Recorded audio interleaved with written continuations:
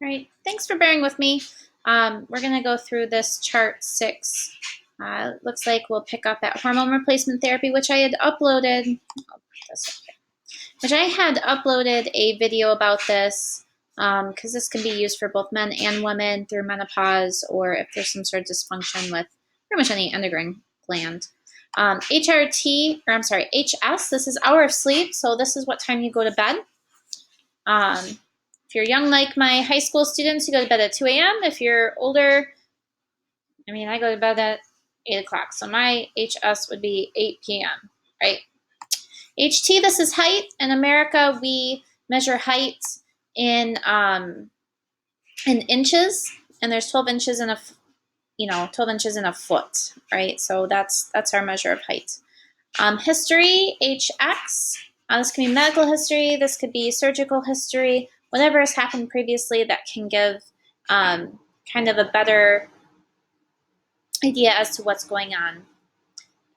Hypo, we've seen this before. This is hypodermic injection. So this is an injection that's just under the skin. Hypo. Hist is short for hysterectomy. If we break this word apart, ectomy at the end, the suffix means a surgical removal. And then hyster or hystero, which is the combining form, means uterus. Okay, INO, this is intake and output. Bear with me, I don't have my normal webcam, so this is kind of weird for me. So don't mind the movement here. But INO is intake and output, so this is really important with renal disorders.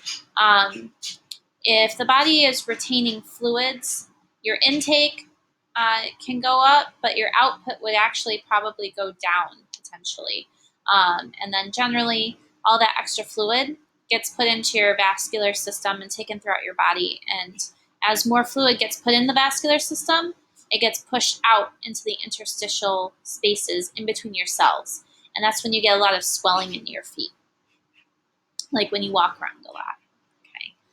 But these people will have to wear compression stockings, otherwise their legs will literally just swell up. Okay. ICCU, this is an intensive coronary care unit. It's kind of like an ICU for heart patients, kind of like a CICU, if you remember that abbreviation. And then ICD, this is what we use to be able to bill insurance companies. So it basically states that every patient diagnosed with congestive heart failure will expect to see these certain specific procedures, right? So it allows and accounts for billing purposes, and it puts everything in a numeric form as well. It numbers the diseases, like the diagnoses of the diseases. They're numbered so that they're identifiable. The procedures are numbered so that they're identifiable. Treatments are numbered and identifiable. So then a medical biller or coder can type in a number to be able to bill the insurance company to get paid for services rendered. ICU, intensive care unit. This basically just means that somebody needs a bunch of extra care while they're in the hospital.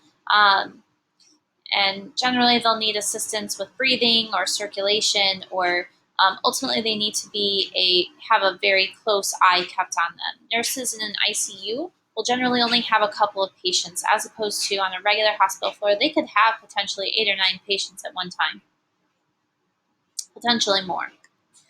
ID has a couple different meanings. This is intradermal or infectious disease.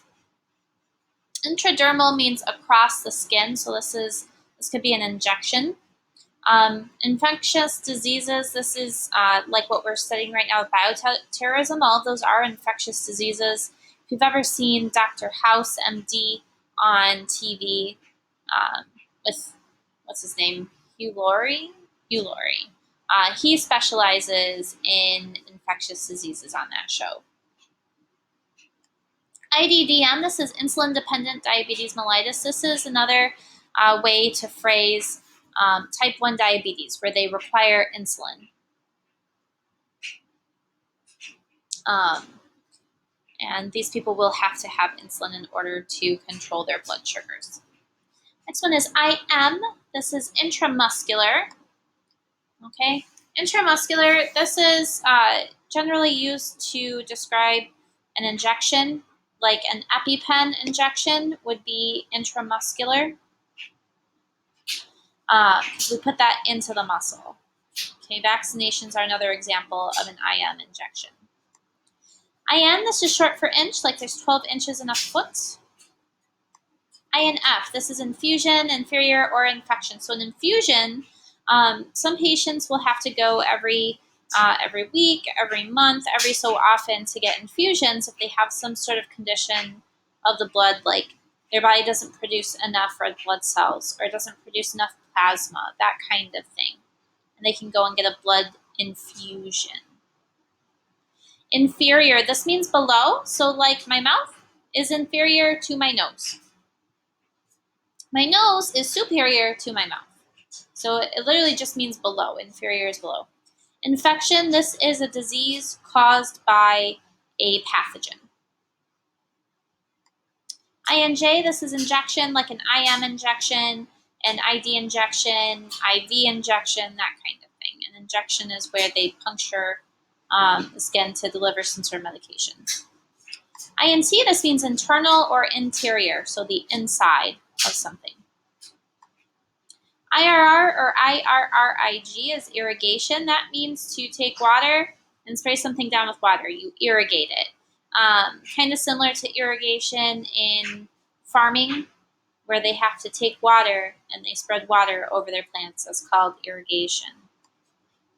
ISOL, this is isolation. If you isolate somebody, you separate them. You make them go away from other people. We use isolation a lot with patients that have infectious diseases. That's the main reason. IT, inhalation therapy. This could be an albuterol treatment, a nebulizer treatment, anything that requires medication to be inhaled or breathed in. IUD is an intrauterine device. An IUD is a form of birth control, and what it is it's inserted through the vaginal canal, and then it's got like these two little arms, and they go up through the uterus into the oviducts. And you can get them with or without hormones. Like on the market right now, there's one with hormones, and it's made out of plastic. And there's also one without hormones, and it's made out of copper. And they have their benefits and some downfalls to each one. IV, this is intravenous. This means into the vein, right? Like if you go to the hospital, they may start an IV on you and give you fluids. Generally, they put it in the crook of your arm where your arm bends. IVP, I posted a video on this. It's a procedure to be able to look with better contrast at the urinary system. JT, this is joint, like your shoulder is a joint, your elbow is a joint. K, this is potassium. Potassium is required for your sodium-potassium pumps, which actually produce the majority of energy in your body. Potassium is also used by the heart, the cardiac muscle, and it helps regulate your heart rhythm and be able to beat correctly.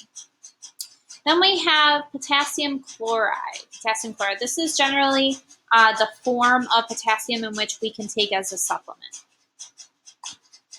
Kilogram. Probably if you are an immigrant of some sort in your home country, you probably measured weight in kilograms. So there's 2.2 pounds in every kilogram. Unit of weight. LND, this is labor and delivery. This is a unit in the hospital that specializes in the delivery of infants. This is where you'll see obstetrics and gynecology specialized medicine happen.